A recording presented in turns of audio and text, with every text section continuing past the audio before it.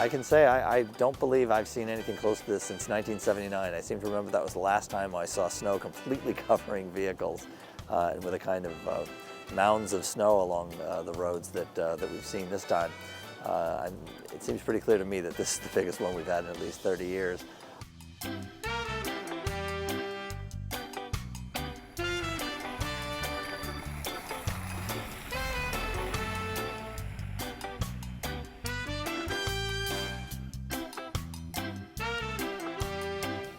Well, as snow spotters, we have a driver and we have a person who is a passenger who sits and assesses road conditions. And we're looking for streets that have been unplowed or they just need to have some sort of treatment applied to the street. And what we do is we just mark and color code areas where on residential streets mainly that have been plowed that we mark with a red. If it's passable, we mark it with green, and if it needs sort of treatment, we've been marking with yellow. We've instituted a snow spotter program in order to do quality assurance, and by that I mean go out to help our snowplow crews realize what has been done, what has been missed, and be able to prioritize where resources need to go. So it's a way that we're actively in the community, making sure that we're hitting every street. The plow drivers are getting tired, so having another set of eyes on the road is important to them and it's important to us, but also answers the question of, does anybody know my street's not done? And the answer is yes, we do. They're going to be working on residential streets here shortly. Our first order of business is to clear all primary and secondary roads. Yeah, we knew. We just wanted to make sure nobody drove by and said, oh, county truck's already been here. We don't have to keep them on the list. Yeah, no.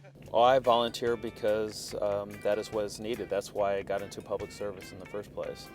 Great. All right, take care. I've worked for 16 straight days. I've not had a day off in a couple weeks. It's been a long go, but I like the crews are here trying to get done what we can do for the community. Crews are fatigued. They're tired. They ask for people's not just patience but cooperation. Multiple stories about plows going down the street, getting snowballs thrown at them, people refusing to move when they're walking through the streets. We really need people to help with this process.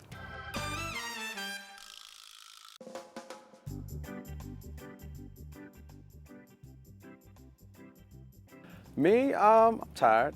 I'm tired, no doubt. This is the fourth 12-hour shift I've worked. I just got off a little while ago. After I'm talking to you, I'll probably go home and right to the couch.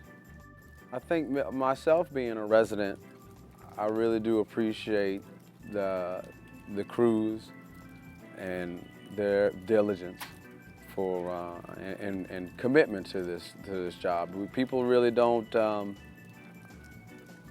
I guess they don't acknowledge it sometimes, but I tell you, these guys are tough, real tough, and they deserve any and all respect.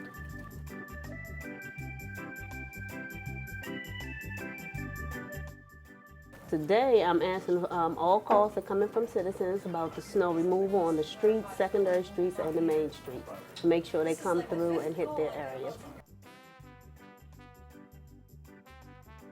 Just to be patient with the county, because the county crews are working very hard. They've been out since the snow started falling. They've been working around the clock, and for the most part, they've been pretty patient. On Thursday, before the big storm came in, we actually had a gentleman call who was very upset with the county because he was having a Super Bowl party and wanted his street prioritized with plowing because of his social schedule. That's the type of call that really isn't helpful to us, and it certainly doesn't meet the demand need for prioritization that we have on our streets.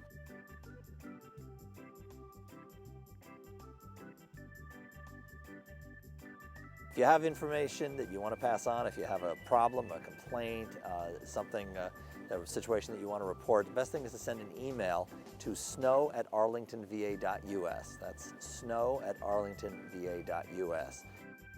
They're going to continue working as fast as they can, but we do have to ask people to bear with us as it is a very difficult situation for everyone. Well, I'd say, stay warm as you can. If you don't have to go out, don't. It's a good time to, work on the computer if you can, as long as you have power, and get to know the folks in your family better. I'm sure people are going to be getting pretty stir crazy after a while, but it really is best if you can stay in. If there's any way you don't have to go out, it's a good idea not to. And of course, if you've got neighbors who particularly need help, older folks who may be in a more difficult situation, it's good for all of us to be keeping an eye on each other and helping out wherever we can.